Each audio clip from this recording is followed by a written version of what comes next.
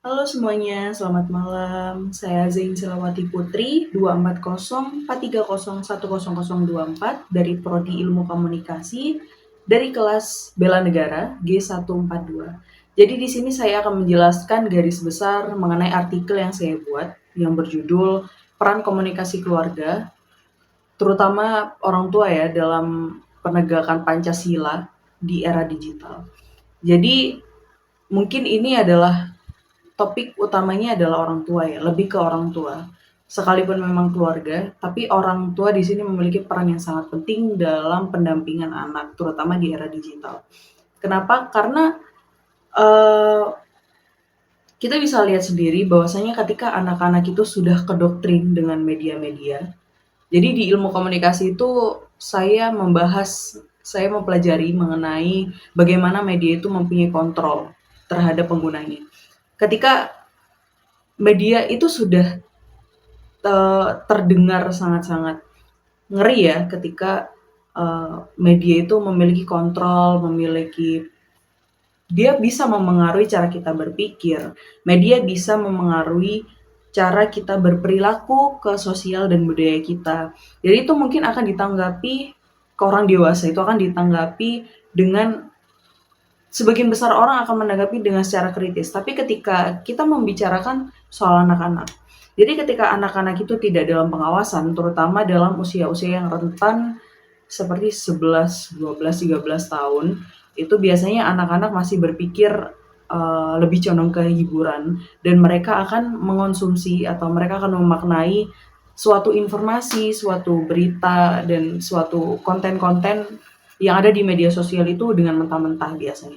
Dan kenapa ini ada sangkut pautnya dengan Pancasila, terutama mengenai sila ketiga yaitu Persatuan Indonesia. Jadi menurut saya ini adalah suatu hal kecil dan mungkin di sebelah kacamata itu akan terpandang ini hanyalah hal kecil.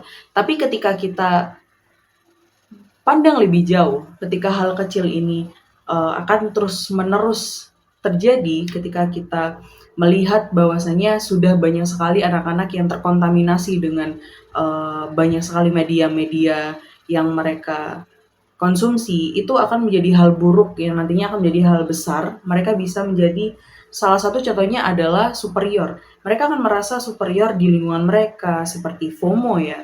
FOMO dan mereka akan menganggap bahwasanya anak-anak di usia mereka yang lain ketika mereka tidak sama dengan si anak ini itu akan merendahkan. Dia akan merasa sangat-sangat superior di lingkungannya.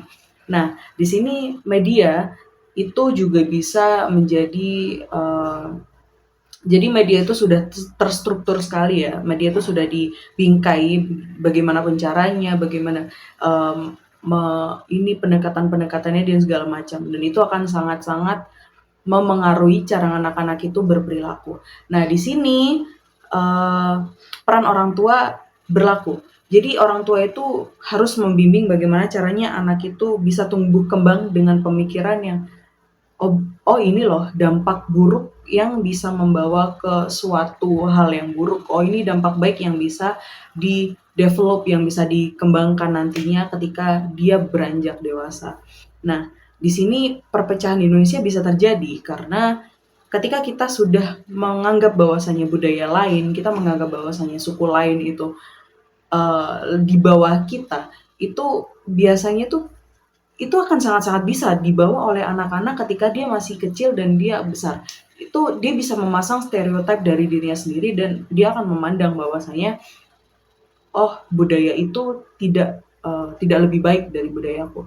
Oh suku itu atau oh komunitas itu dan segala macam. Itu akan sangat-sangat terbawa dan itu dipengaruhi oleh bagaimana cara orang tua itu menyikapi, cara pola komunikasi keluarga itu terbentuk dari dia kecil. Jadinya di sinilah kita harus berhati-hati dengan media, kita harus menjadi orang tua yang bijak, kita harus menjadi anggota keluarga yang bijak juga. Ketika kita melihat anggota keluarga kita itu tidak dijalani semestinya, terutama dengan media, ketika saudara-saudara mengetahui bahwasanya media ini tuh tidak baik, itu bisa dituntun dengan perlahan. Jadi seperti itu. Terima kasih.